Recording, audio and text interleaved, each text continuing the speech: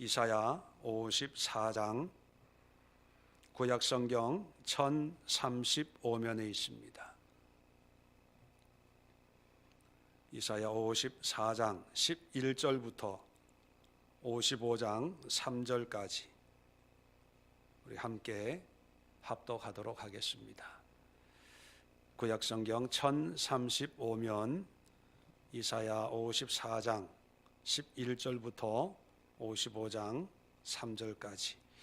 자, 천천히 내용을 생각하면서 함께 합독합니다. 시작. 너 공고하며 광풍에 요동하여 안위를 받지 못한 자여 보라. 내가 화려한 채색으로 내 돌 사이에 더하며 청옥으로 내 기초를 쌓으며 홍보석으로 내 성벽을 지으며 석류석으로 내 성문을 만들고 내 지경을 다 보석으로 꾸밀 것이며 내 모든 자녀는 여호와의 교훈을 받을 것이니 내 자녀에게는 큰 평안이 있을 것이며 너는 공의로 설 것이며 학대가 내게서 멀어질 것인즉 내가 두려워하지 아니할 것이며 공포도 내게 가까이 하지 못할 것이라. 보라, 그들이 분쟁을 일으킬지라도 나로 말미암지 아니할 것이니 누구든지 너와 분쟁을 일으키는 자는 너로 말미암아 패망하리라. 보라, 숯불을 불어서 자기가 쓸만한 연장을 제조하는 장인도 내가 창조하였고 파괴하며 진멸하는 자도 내가 창조하였은즉 너를 치려고 제조된 모든 연장이 쓸모가 없을 것이라. 일어나 너를 대적하여 송사하는 모든 혀는 내게 정죄를 당하리니 이는 여호와의 종들이 기업이요 이는 그들이 내게서 얻은 공이니라. 여호와의 말씀이니라. 오라, 너희 목마른 자들 물로 나오라. 돈 없는 자도 오라. 너희는 와서 사 먹되 돈 없이 값 없이 와서 포도주와 젖을 사라. 너희가 어찌하여 양식이 아닌 것을 위하여 은을 달아주며 배부르게 하지 못할 것을 위하여 수고하느냐. 내게 듣고 들을지어다. 그리하면 너희가 좋은 것을 먹을 것이며 너희 자신들이 기름진 것으로 즐거움을 얻으리라. 너희는 귀를 기울이고 내게 나와 들으라. 그리하면 너희 영혼이 살리라. 내가 너희를 위하여 영원한 언약을 맺으리니 곧 다윗에게 허락한 확실한 은혜이니라. 아멘. 자, 이 말씀을 가지고 우리가 기도하는 세상이라고 하는 제목으로 은혜를 나누고 또 이 말씀으로 함께 기도하는 시간을 가지려고 합니다. 참, 오늘날 온 세상이 아비규환인 듯합니다. 전쟁과 또 전염병과 기근과 기상이변으로 참 전 세계가 몸살을 앓고 있는 이때에 우리가 이 땅을 위해서 이 세상을 위해서 기도한다고 하는 것은 그저 살기 좋은 세상 되게 해주세요, 편안한 세상 되게 해주세요, 걱정 근심 없는 살기 좋은 세상 되게 해주세요, 그렇게 기도하는 것이 아니라 우리가 기도하는 것은요, 하나님이 원하는 세상이 되기를 기도해야 됩니다.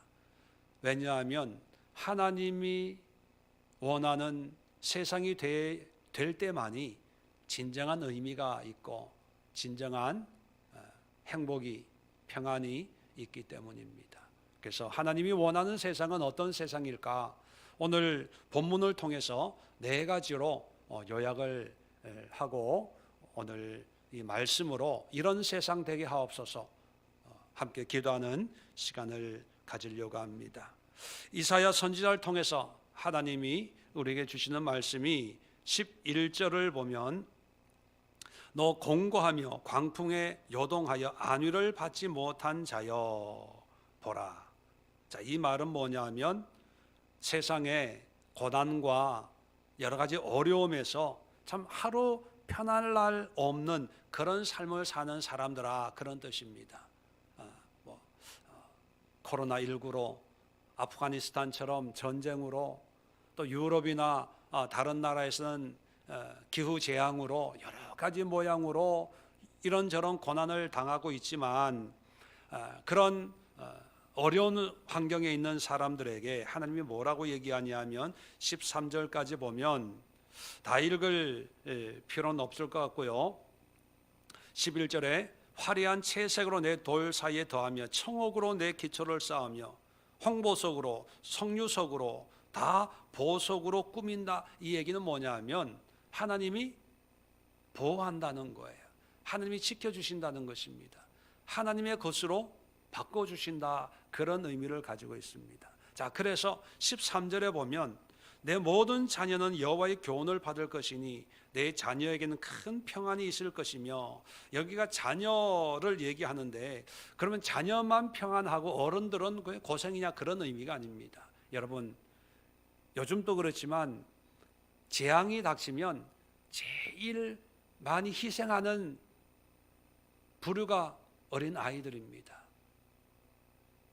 아프간을 보더라도 참 힘이 없기 때문에, 보호할 수 있는 능력이 없기 때문에 재난 가운데 가장 취약한 계층이 바로 어린 아이들인데, 하나님께서 그 어린 아이들을 지켜주셔서 평안으로 인도하겠다는 것입니다. 자, 이 말씀을 통해서 우리가 첫 번째 기도 제목은 뭐냐면, 고난당하는 자들에게 하나님이 보호하시고 지켜주는 그런 은혜가 이 세상에 임할 수 있도록 위해 기도해야 됩니다. 우리가 피부로 느끼지만 미국이 지켜주는 것도 아니잖아요. 유럽, 세계 열강들이 지켜주는 것도 아니잖아요. 자기네 필요에 따라서 지켜주다가 필요에 따라서 하루아침에 내치는 것이 현실입니다. 인생사도 마찬가지겠죠. 뭔가 필요하니까 와서 웃고 뭔가 잘해주지, 나에게 필요가 없다면 하루아침에 등을 돌리고 오다 가다 만나도 눈길 안 주는 그런 관계가 바로 요즘의 인생사인 것 같습니다. 그렇기 때문에 우리가 의지해야 될 것은 바로 하나님입니다.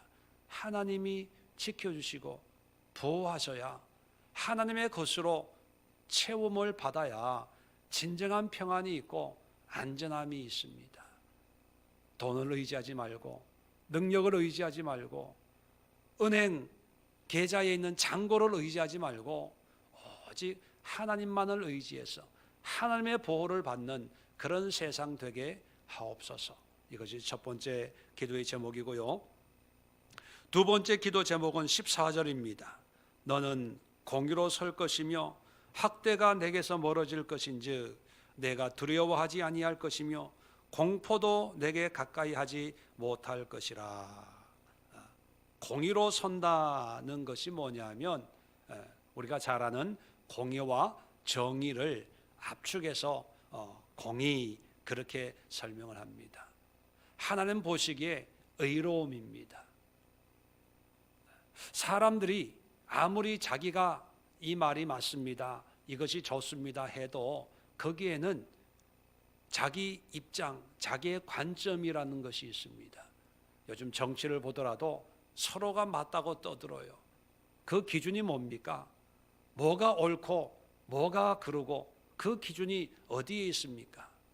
여당은 옳다고 그러고 야당은 잘못됐다고 그러고, 또 반대로 야당은 옳다고 그러고 여당은 잘못됐다고 그러고, 기준이 어디 있는 거예요? 다 자기 관점에 있는 겁니다. 이기적이라는 거죠. 그래서 세상에서 옳다 그러다라고 하는 게 사실 정확한 게 아니에요. 그런데 사람들은 거기에 빠져서 서로 싸웁니다. 진영 논리에 갇혀서 오히려 옳고 그름을 통해서 서로 분열되고 서로 싸우고 서로 상처를 주고받고 하는 더 큰 고통을 주는, 그래서 결코 옳고 그름이 정리가 되지 않기 때문에 옳은 것도 없고 그런 것도 없는, 다시 말하면 공의가 세워지지 않는 그런 세상이 되고 있는 것입니다. 우리가 느끼고 있는 우리의 현실이 그런 거 아닙니까? 뭐가 옳은 것입니까? 옳다고 생각했는데 유튜브 어떤 유튜버의 주장을 들어보면 이것도 아닌 것 같고, 또 광화문에 나가보면 태극기 부대 얘기 들어보면 그것도 아닌 것 같고, 여당의 얘기 들어보면 그것도 아닌 것 같고. 여러분, 그래서 성경은 이 세상이 어떤 세상이 되기를 하나님이 원하시냐면 하나님이 기준이 되는 그런 세상입니다. 그것을 공의와 정의 그렇게 표현합니다. 하나님 앞에서 올바라야 돼요. 그런데 세상은 하나님을 인정을 하지 않습니다. 인정을 하지 않기 때문에 기준이 없으니까 자기가 기준이 되는 거예요. 자기가 기준. 내 감정, 내 관점, 내가 경험한 것, 내가 아는 것, 그것 가지고 목소리 큰 사람이 이긴다, 그런 말이 있잖아요. 요즘은 돈 있는 사람이 이기고 유명한 사람이 이제 이겨요. 유명한 사람이 가방 하나 들고 드라마에 나오면 그게 완판이 된다고 그러잖아요. 참, 뭐가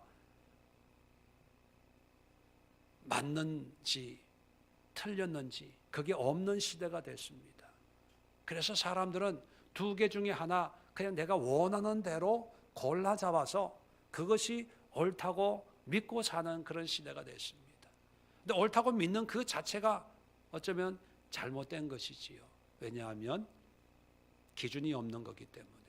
그래서 이 세상이 하나님이 기준이 되는, 왜냐하면 기준은 바뀌어서는 안 되거든요. 하나님만이 어제나 오늘이나 영원토록 동일한 분이기 때문에 하나님을 기준으로 삼아야 되는 거예요. 그 하나님을 기준으로 삼는 것이 바로 공의입니다. 14절에 다시 한번 읽어드리면 너는 공의로 설 것이며 학대가 내게서 멀어질 것인즉 두려워하지 아니할 것이며 공포도 내게 가까이 하지 못할 것이라. 기준을 붙들고 있기 때문에 염려할 필요도 없고 무서워할 필요도 없고 걱정할 필요도 없다는 것입니다. 그래서 우리가 두 번째 기도의 제목은 하나님의 공의와 정의가 회복되는 그런 세상 되게 하옵소서. 하나님의 공의, 하나님의 정의. 세 번째 15절부터 17절 보면 이제 분쟁에 관한 것입니다. 15절에 보라 그들이 분쟁을 일으킬지라도, 여러 가지 그런 다툼이나 전쟁 싸움이 있다는 거죠. 그런데 나로 말미암지 아니한 것이니, 이 전쟁 분쟁은요 하나님으로 말미암아 일어난 게 아니라는 거예요. 그럼 누구로 말미암은 거예요? 자기들의 탐욕, 욕심 때문이라는 거예요. 그래서 누구든지 너와 분쟁을 일으키는 자는 너로 말미암아 패망하리라. 자, 16절입니다. 보라 숯불을 불어서 자기가 쓸만한 연장을 제조하는 장인도 내가 창조하였고, 숯불을 불어서, 이건 대장간을 얘기하는 거예요. 대장간에 보면 숯불 펴놓고 이제 풀무질을 해서 연장을 농기구를 만드는 사람도 하나님이 창조하셨고, 또 파괴하면 진멸하는 자도 내가 창조하였은즉. 여러분 오해하지 마세요. 하나님이 진멸하고 파괴하고 진멸하는 사람을 만들었다는 얘기가 아니라 파괴하고 진멸하는 그 사람도 하나님이 만든 사람이라는 거예요. 오해하면 안 돼요. 하나님이 파괴하고 진멸하는 IS나 탈레반도 하나님이 만들었나? 그런 의미가 아니고, 원래 하나님이 창조한 사람을, 그 탈레반이나 IS도 하나님이 창조한 한 인간이에요. 그 인간을 만들었다는 거예요. 그런데 걔네들이 기준인 하나님을 버리고 알라를 숭배하다가 탈레반이 되고 알라가 된 것뿐이죠. 그러니까 모든 인생들을 하나님이 창조하셨다는 거예요. 그럼 하나님이 창조하셨다는 것은 좋게 만들었다는 거예요? 결함 있게 만들었다는 거예요? 좋게 만들었어요. 좋게 만들었는데 각지에 분쟁이 생기는 것은 제품에 하자가 있어서 그런 게 아니라 제품을 잘못 사용했기 때문에 그런 거다. 어떤 사람은 풀무로 농기구를 만드는 선한 그런 삶을 사는데, 어떤 사람들은 똑같은 피조물인데 진멸하고 파괴하고 IS가 되고 탈레반이 되는 그런 삶을 산다는 것을 얘기하는 거예요. 자, 그래서 17절에 너를 치려고 제조된 모든 연장이 쓸모가 없을 것이라. 그러니까 농기구는 먹고 살기 위해서 선한 도구로 쓰는 거니까 하나님이 허락을 하지만, 죽이고 살육하는 그런 기계를 만드는 연장은 하나님이 쓸모없게 심판하겠다는 것입니다. 일어나 너를 대적하여 성사하는 모든 혀는 내게 정죄를 당하리니 이는 여호와의 종들의 기업이요 이는 그들이 내게서 얻은 공인이라 여호와의 말씀이니라. 한마디로 얘기하면 분쟁을 없애겠다는 거예요. 모든 욕심과 탐욕과 증오로 말미암는 모든 다툼을 하나님이 없애버리겠다, 그렇게 말씀합니다. 그래서 세 번째 기도의 제목은요, 각 지역의 분쟁이 속히 하나님의 개입하심으로 해소될 수 있도록. 우리는 평화로운 나라에 살고 있기 때문에 이 분쟁이라고 하는 것이 남북한의 대결로만 아주 익숙하게 있어서 별로 느끼지 못해요. 하루에 여러분 북한과의 휴전 상황이라는 이 사실을 몇 번 생각합니까? 6.25 때 아니면 별로, 큰일 없으면 별로 느끼지 못하고 살아요.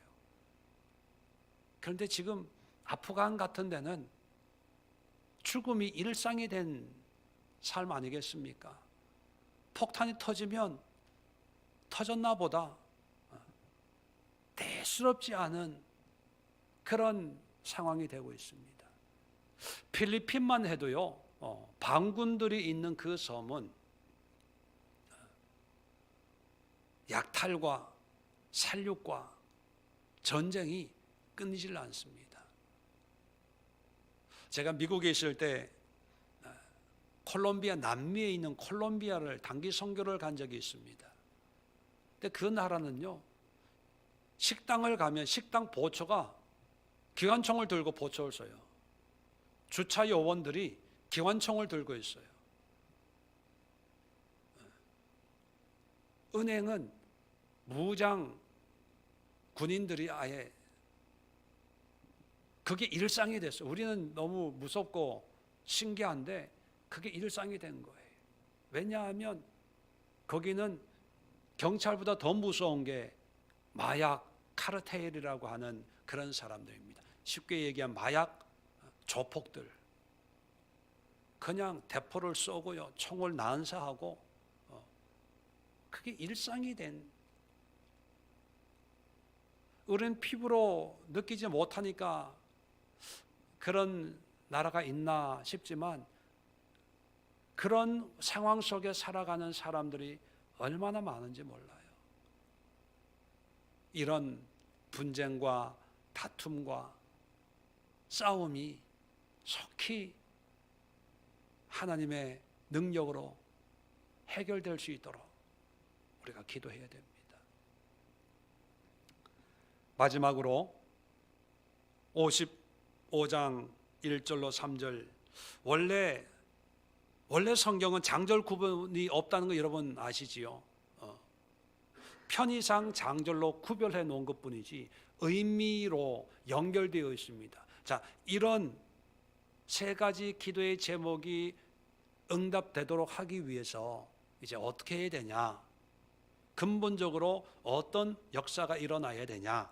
55장 1절부터 3절까지 보면, 오호라 너희 목마른 자들아 물로 나오라, 돈 없는 자로 오라. 너희는 와서 사 먹되 돈 없이 값 없이 와서 포도주와 젖을 사라. 자, 목마른 자들아 물로 나오라, 또 포도주와 젖을 사라. 물, 포도주, 젖이 상징하는 게 뭡니까? 하나님의 은혜입니다. 물, 포도주, 젖이 상징하는 게 하나님의 은혜, 하나님 자신이, 하나님 자체. 자, 좀 더 구체적으로 2절에 너희가 어찌하여 양식이 아닌 것을 위하여 은을 달아주며, 은을 달아준다는 것은 산다는 얘기입니다. 은을 달아서 물건을 사는데, 근데 그 은이라고 하는 것은 비싼 값어치를 가지고 있는 거거든요. 비싼 대가를 지불하는데, 근데 그것이 뭐냐면 먹을 수 있는 겁니까 없는 겁니까? 양식이 아닌 거예요. 먹을 수 없는 거예요. 다시 말하면 유익되지 않는 거예요. 필요 없는 것, 소용 없는 것에 엄청난 투자를 한다는 거예요. 사람들이 바보 멍충이처럼. 이거가 있으면 나를 지켜줄 거야. 이것이 있으면 내가 보호받을 수 있어. 이렇게만 되면 나는 편안하게 살 수 있어 해가지고 참 모든 수고와 노력을 다 기울이지만 아무 소용없다는 거예요. 아무 소용없다는 거예요. 자, 계속해서 배부르지 못할 것을 위하여 수고하느냐. 아무리 수고해도 만족함이 없는 거예요. 배부르지 못한 거예요. 왜 그렇게 사냐는 거예요. 좀 상스러운 표현으로 표현하면, 직설적으로 표현하면 왜 그렇게 헛짓거리들 하며 사냐 그거예요. 헛짓거리, 헛수고하며 사냐 그겁니다. 자, 2절 계속해서 내게 듣고 들을지어다. 그리하면 너희가 좋은 것을 먹을 것이며 너희 자신들이 기름진 것으로 즐거움을 얻으리라.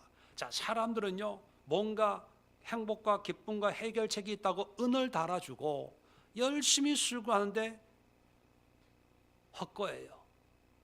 그런데 배부르고 의미 있고 우리가 원하는 것을 얻을 수 있는 길은 의외로 간단한 거. 은을 달아줄 필요도 없고 애써 수고할 필요도 없어요.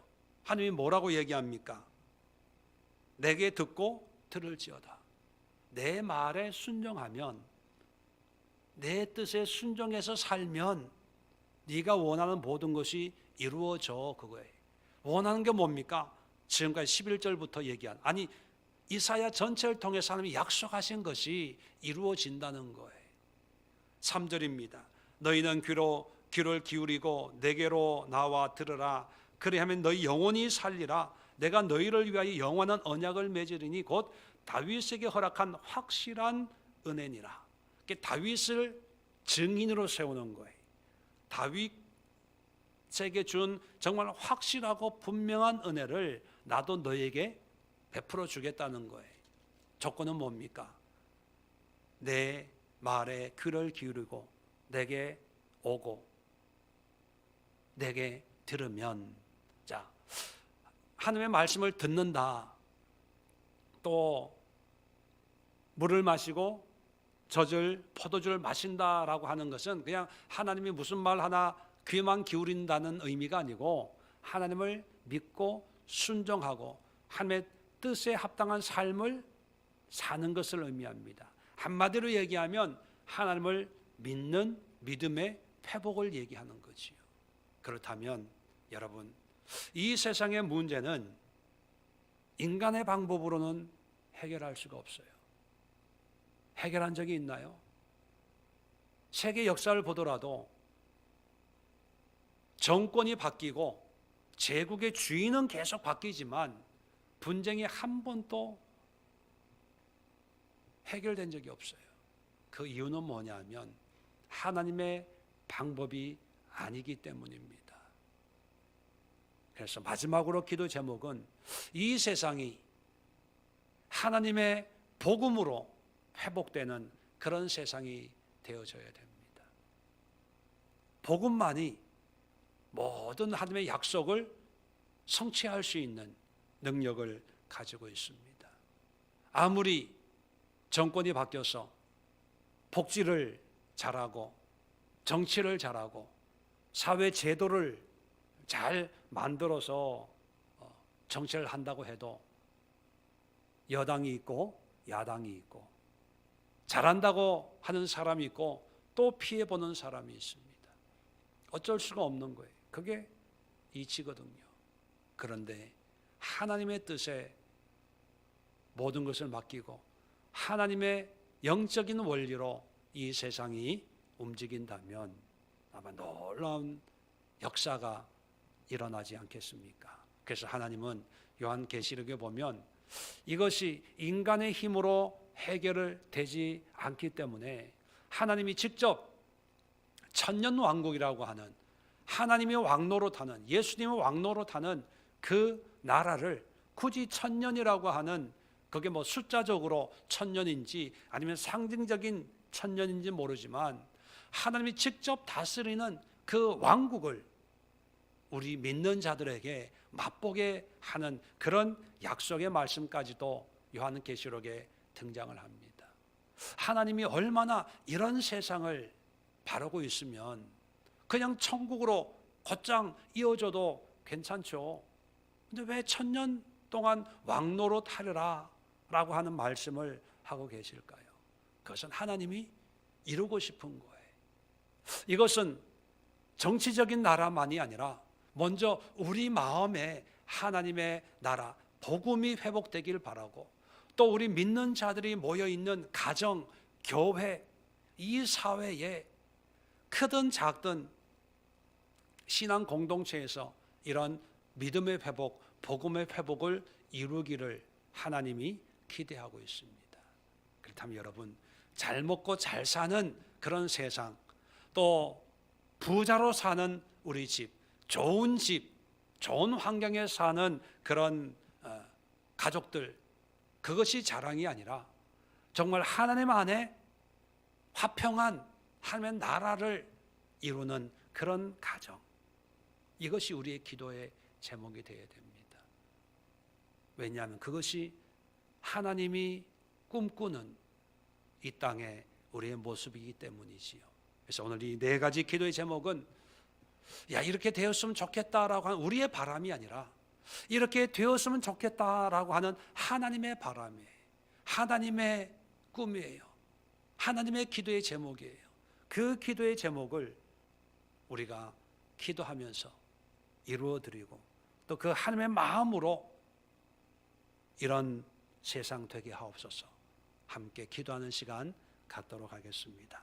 기도하시면서 영상을 통해서 예배하시는 분들도 네 가지 기도 제목을 화면에 띄워드릴 테니까 하나씩 기도하시면서 이 땅을 위해서 또 우리 자신들을 위해서 기도하시고, 이 기도의 제목이 바로 궁극적으로는 내 자신을 위한, 우리 가족을 위한, 우리 자녀를 위한 그런 기도의 제목입니다. 이 기도의 제목을 하나씩 깊이 음미하면서 하나님의 그 간절함으로 우리도 간절하게 이 세상을 위해서 함께 중보하는 이 시간 될 수 있기를 바랍니다. 기도하겠습니다. 좋으신 하나님,